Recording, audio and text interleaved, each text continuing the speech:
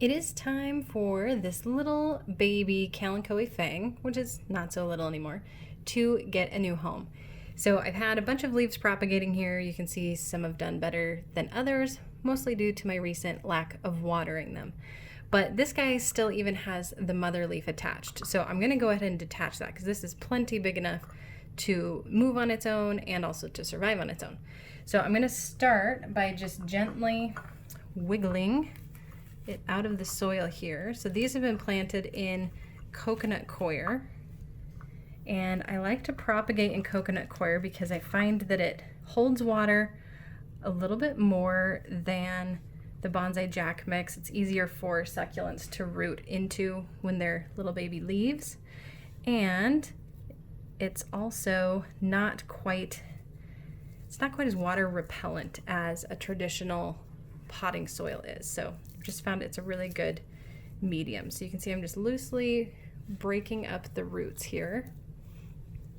And then I'm gonna put it into a pot that's a little bit larger than it, but not too large. Succulents will grow best if they have a little bit of room to grow, but not a ton of extra space. And I'm just gonna snip off the mother leaf, but I'm noticing there's some little, oh, do you know what? As I grabbed that, it pulled right off.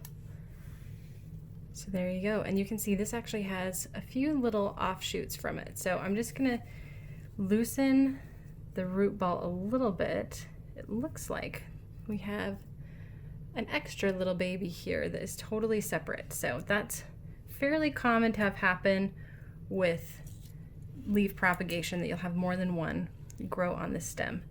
And I just need to dump a little bit out of this. So I like to plant my succulent babies like this with a layer of bonsai jack at the bottom. So down here will be bonsai jack and then a little bit of coconut coir on top.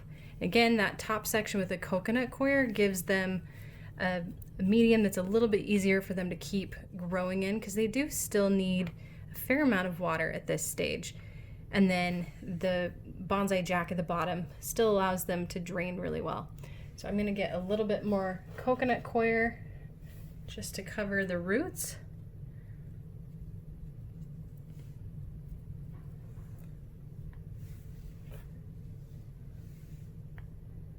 And then to finish it off, I'm gonna put a little bit of top dressing on it as well, just to make it look more pretty and polished.